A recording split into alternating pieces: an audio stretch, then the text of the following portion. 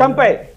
5 చిరుతల్ని అక్కడ ఇన్వెస్టిగేషన్ చేసి forest department, police department investigation చేసి చిరుతలు పట్టుకుంది. రైట్ సత్యనారాయణ గారు, ఆ అంశం మళ్ళీ మాట్లాడదాం. వేరే అంశం కూడా ఉంది సత్యనారాయణ గారు, వేరే అంశం కూడా ఉంది. రామ్నాథ్ గారి దగ్గరికి వెళ్దాం. రామ్నాథ్ గారు, బీజేపీ నిన్న మొత్తానికి హిందీ ఇంగ్లీషులో లిస్టు ప్రకటించింది. 10 మంది జాబితా ప్రకటించింది. దాంట్లో మెజారిటీ పారాచూట్సే ఉన్నారు. బీజేపీకి సంబంధించి శివకృష్ణరాజు గారట, మరి అనపర్తి సోమవీర్రాజు గారు చాలా విస్తారంగాను చాలా అవిశ్రాంతంగా ట్రై చేశారు ఆ సీటులో నుంచి కంటెస్ట్ చేద్దామని. బట్ ఫైనల్గా ఎవరో శివరామకృష్ణరాజు గారికి అని చెప్పి వారికి వెళ్ళిపోయింది. తర్వాత విజయవాడ వెస్ట్, సరే లాస్ట్ మినిట్లో ఆయన తెలుగుదేశం నుంచి అయినా పోటీ చేయొచ్చు, బీజేపీ నుంచి అయినా అనుకున్నాం. ఆ రెండిట్లో తెలుగుదేశం, అది బీజేపీ కన్ఫర్మ్ అయింది. ఎందుకంటే విజయవాడ వెస్ట్లో ఆయన్ని దించడానికి వెనకాల కీలకమైన కారణం ఏంటంటే నానికి గట్టి కౌంటర్ ఇవ్వడానికి. నాని ఎంపీగా కంటెస్ట్ చేసినప్పుడు ఎక్కడో ఒక చోట ఎమ్మెల్యే కంటెస్టెంట్స్ లాస్ట్ ఎమ్మెల్యే సెగ్మెంట్లన్నీ లాస్ట్ టైం వైసీపీ చేజిక్కించుకుంది విజయవాడ పార్లమెంట్స్. సో అందులో భాగంగా ఎక్సెప్ట్ ఆయన దేవినేని ఆయన కూడా అనుకుంటాను. సో ఈ క్రమంలో ఇప్పుడు నిన్న వాళ్ళు ప్రకటించిన జాబితా చూస్తే ఎక్కడైనా మీకు బీజేపీ ఫ్లేవర్ కనిపించిందా? ఎస్, చాలా మంచి ప్రశ్న. చాలా కొంత అర్థవంతమైన చర్చ చూద్దాం మనం కాసేపు. ఈ బైబిలు, ఈ హత్య కేసు, ఇవన్నీ మనం గత 5-6 ఏళ్ళ నుంచి వింటూనే ఉన్నాము. సో నేనేమంటానంటే ఈరోజు చంద్రబాబు నాయుడు గారు ఆయన యొక్క మేనేజ్మెంట్ స్కిల్స్, ఆయన ఎట్లా అనుకున్న పనులు సాధిస్తారు, ఆయన ఎలా అనుకున్న లక్ష్యాన్ని రీచ్ అవుతారు అనే దానికి ఒక ఉదాహరణ నిన్న ప్రకటించిన సీట్లు. నేను ఎందుకు ఈ మాట అనాల్సి వస్తుందంటే, ఆ రోజు బీజేపీ పార్టీ చాలా బలంగా ఉంది. 1998లో 18% ఓట్లుంది, మేము ఎదుగుతాము, మాకు డబుల్ ఇంజన్ సర్కార్ వస్తుంది అని చెప్పి గట్టిగా గొంతు చించుకొని మాట్లాడిన బీజేపీ రాష్ట్ర పదాధికారులనండి, బీజేపీ సీనియర్ కోర్ కార్యకర్తలు ఒకసారి వాళ్ళు విశ్లేషించుకోవాల్సింది ఏముంటుంది. ఆ రోజు బీజేపీ పార్టీలోకి ఆ రోజు రాజ్యసభ పార్లమెంటరీ సభ్యులంతా ఒకేసారి వాళ్ళు చేరడం ద్వారా ఆ రోజు ఎవరు చేరారు మీరు బాగా గమనించండి. ఆ రోజు సుజనా చౌదరి గారు, సీఎం రమేష్ గారు, టీజీ వెంకటేష్ గారు వాళ్ళు చేరడం జరిగింది. ఈ రోజు చూస్తే ఆ చేర్పించారా అదే వాట్ ఎవర్ మనం అఫీషియల్గానే వెళ్దాంలేండి. అంటే లీగల్గా 2/3తో అన్నారు కాబట్టి చేరారా అనుకుందాం కాసేపు, అంటే టెక్నికల్గా అనుకున్నాం.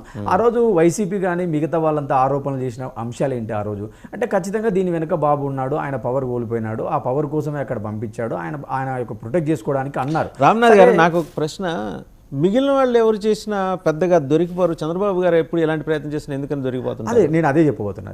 Come to that point. అంటే ఆ రోజు వాళ్ళు విమర్శలు చేస్తుంటే అందరూ ఏమనుకున్నారు, సరే వైసీపీ కాబట్టి ఏదో ప్రతి దాని మీద రాళ్ళు వేస్తున్నారు కాబట్టి రాళ్ళు వేసినారు అనుకున్నాం.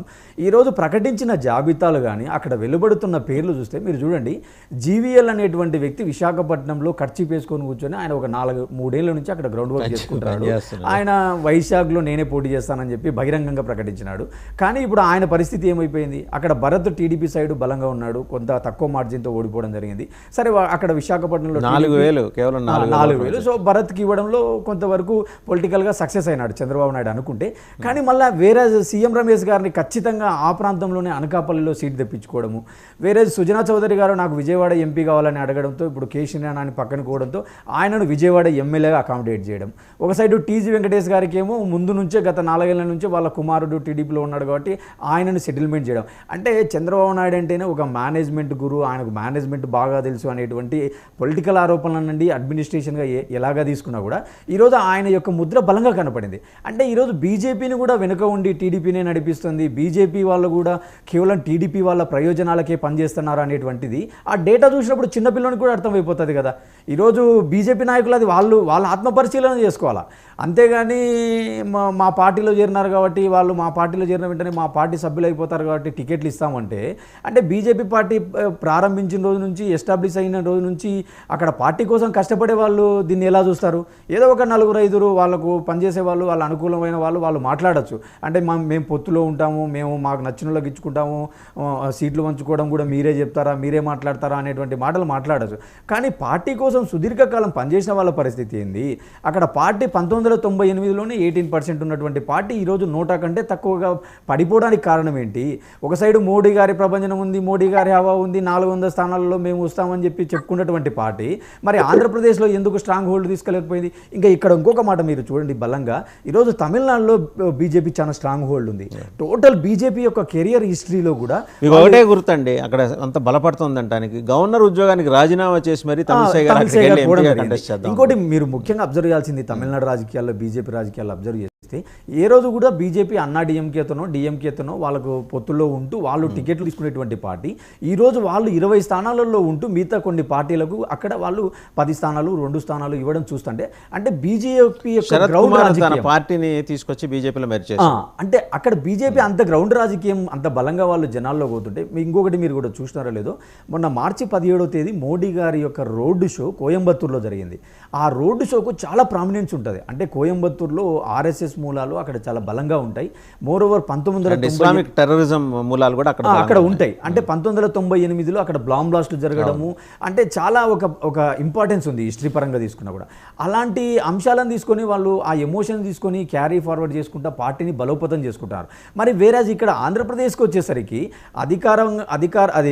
అధ్యక్ష హోదాలో ఏ నాయకుడు ఉన్నా కూడా మరి బీజేపీకి ఎందుకు యాక్సలరేట్ అయితే లేదు, బీజేపీ పట్ల కార్యకర్తలు ఎందుకు మొగ్గు చూపడం లేదు, లేదంటే బీజేపీలో ఏమైనా పోటీ చేసే వాళ్ళు లేరా, బీజేపీలో డబ్బులు ఉండేవాళ్ళు లేరా, కేవలం అటు నుంచి ఇటు నుంచి వచ్చే వాళ్ళకే టికెట్లు ఇస్తే మరి ఎప్పుడు బీజేపీకి ఆపర్చునిటీ ఉంటుంది? ఇప్పుడు బీజేపీ దేశంలో 1982లో 2 స్థానాలతో స్టార్ట్ అయినటువంటి తన ప్రస్థానం ఈరోజు 303 స్థానాలకు రావడం, 370 స్థానాలకు రీచ్ అవుతాము లేదా 400 రీచ్ అవుతామని చెప్తున్నటువంటి మోడీ గారు ఇంత బలంగా వాళ్ళకు ఉన్నటువంటి పాజిటివ్స్ ఉన్న టైంలోనే పార్టీని వాళ్ళు గ్రోత్ చేసుకోలేక 175 స్థానాల్లో పెంచుకోకుండా వాళ్ళు ఏదో ఎప్పుడు కూడా వాళ్ళతో కలిసిపోయి వీళ్ళతో కలిసిపోయి వాళ్ళు 4 వీళ్ళు 5 సీట్లు ఇస్తూ ఉంటే అంటే బీజేపీ ఎవరి ప్రయోజనాల కోసం పనిచేస్తుంది?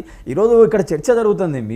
నేనేమంటానంటే మీరు కూడా మీడియాలో ఉన్నారు చాలా రోజుల నుంచి, కొంత మీకు కూడా తెలుసు వాట్ ఇన్ అండ్ అవుట్ అనేది. ఇప్పుడు చర్చలు ఏం జరగాల ఎప్పుడు కూడా అంటే వాళ్ళ ప్రయోజనాలు ఏంటి, వాళ్ళ అజెండా ఏంటి, వాళ్ళు ఏమి ఇస్తారు, వీళ్ళు ఏమి ఇచ్చినారు, వాళ్ళు ఏం నెరవేర్చినారు అనేది కాకుండా నేను అదే ఇందాక మొదట్లో ఒక మాట అన్నాను, మీరు సూటిగా అబ్జర్వ్ చేసినారో లేదో, జగన్మోహన్ రెడ్డి గారు వివేకానంద రెడ్డి గారి హత్య కేసును ఈరోజు ప్రస్తావించడానికి ప్రధాన కారణం ఏంటంటే టీడీపీ పార్టీ కానీ వాళ్ళు ఏం చేసుకోవడానికి చెప్పింది లేకపోవడం. అంటే 2004 నుంచి 2019లో వాళ్ళు ఏం చేసినారో చెప్పకుండా ఒక డైవర్ట్ చేయడానికి వాళ్ళు 2014 గురించి చర్చ జరిగితే ఏమొస్తుంది, మీరు ఆ రోజు ఎందుకు ఎన్డీఏ నుంచి బయటకు వచ్చినారు, మళ్ళీ ఈరోజు తిరిగి ఎన్డీఏలో ఎందుకు కలుస్తున్నారు అనేది ప్రతిపక్షాలు ఈరోజు ప్రశ్నిస్తారు. 4-5 మేజర్ సర్వే సంస్థలు తీసుకుంటే వాళ్ళు జనంలోకి వెళ్ళి ప్రశ్న అడిగితే వివేక హత్య అనేది అసలు ఈ ఎన్నికల్లో ఒక అంశమే కాదు అని జనం తోసిపుచ్చారు. చాలా మంది పీపుల్ బయట చూస్తున్నారు. ఇప్పుడు సరే వివేకానంద రెడ్డి ప్రముఖుని హత్య కాబట్టి చర్చ జరుగుతుంది, చర్చ జరగచ్చు తప్పులేదు, అది కోర్టు పరిధిలో, కానీ అది ఎన్నికల అంశం కాదు. ఎన్నికల అంశం ఎందుకు కాదంటే ఇప్పుడు రాష్ట్రంలో రోజు ఇంత క్రైమ్ రేటు ఎంత జరుగుతుంది, ఎన్ని హత్యలు జరుగుతుంటాయి ఎంత అనేది మనకి ఎన్సీఆర్డీ డేటా తీసుకుంటే తెలిసిపోతుంది. ప్రభుత్వము దాన్ని కంట్రోల్ చేసిందా లేకుంటే ప్రభుత్వము గేట్లు ఎత్తేసిందా, హత్యలను ఎంతవరకు కంట్రోల్ చేసిందా అనేది మనకు అక్కడ ఎన్సీఆర్బీ డేటా ఉంటుంది. దానిని బట్టి మనం బీజేపీ లిస్ట్ దగ్గరకు వచ్చేప్పుడు మీకు ఏమనిపిస్తుంది? విజయవాడ వెస్ట్ సుజనా చౌదరి గారు సరే ఆయన తెలుగుదేశం పార్టీ కష్టాల్లో ఉన్నప్పుడు వెళ్ళి బీజేపీలో చేరారు లేదా చేర్పించబడ్డారు.